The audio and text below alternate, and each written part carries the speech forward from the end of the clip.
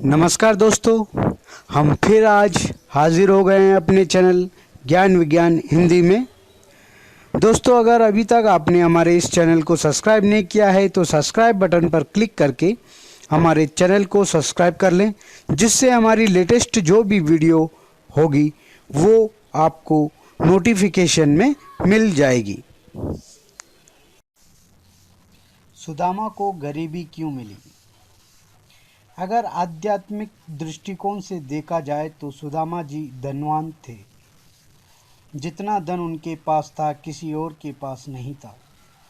लेकिन अगर भौतिक दृष्टि से देखा जाए तो सुदामा बहुत निर्धन थे। आखिर क्यों?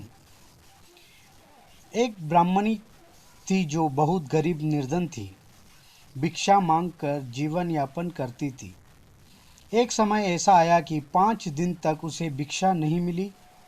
वह प्रतिदिन पानी पीकर भगवान का नाम लेकर सो जाती थी। 6वें दिन उसे भिक्षा में 2 मुट्ठी चना मिला। कुटिया पे पहुँचते पहुँचते रात हो गई।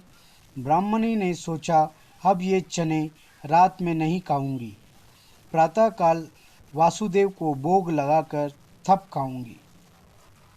यह सोचकर ब्राह्मणी चने को कपड़े में बांधकर रख दिए और वासुदेव का नाम जपते जपते सो गई। कहते हैं, पुरुष बली नहीं होत है, समय होत बलवान। ब्राह्मणी के सोने के बाद कुछ चोर चोरी करने के लिए उसकी कुटिया में आ गए। इधर उधर बहुत ढूंढा, चोरों को वह चनों की बंधी पुतली मिल गई। चोरों ने समझा इसमें सोने के सिक्के हैं। इतने में ब्राह्मणी जग गई और शोर मचाने लगी। गांव के सारे लोग चोरों को पकड़ने के लिए दौड़े। चोर वह पुटकी लेकर भागे। पकड़े जाने के डर से सारे चोर संदीपन मुनि के आश्रम में छिप गए। संदीपन मुनि का आश्रम गांव के निकट था, जहां भगवान श्री कृष्ण और सुदामा शिक्षा ग्रहण कर रहे थे। गुरु माता को लगा कोई आश्रम के अंदर आया है।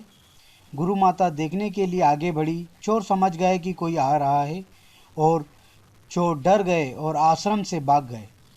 भागते भागते समय चोरों से वह पुटकी वहीं छूट गई और सारे चोर भाग गए। इधर भूख से व्याकुल ब्राह्मणी ने जब जाना कि उसकी चने की पुतली चोर उठा ले गए तो ब्राह्मणी ने श्राप दे दिया, मुझ दीनहीन अहस के जो भी चने खाएगा वह दरिद्र हो जाएगा। उधर प्रातःकाल गुरु माता आश्रम में झाड़ू लगाने लगी। झाड़ू लगाते समय गुरु माता को वह चने की पुतली मिली। गुरु माता ने पुतली खोलकर देखा तो उसमें चने थे। सुदामा जी और कृष्ण जी जंगल से लकड़ी लाने जा रहे थे, जो रोज की तरह। गुरु माता ने वह चने की पुतली सुदामा जी को दे दिया और कहा, बेटा, जब वन में भूख लगे तो दोनों लोग ये चने खा लेना। सुदामा जी जन्मजात ब्रह्म ज्ञानी थे। जो ही चने की पुतली सुदामा जी ने हाथ में लिया, त्यों ही उन्होंने सारा रहस्य मालूम हो गया।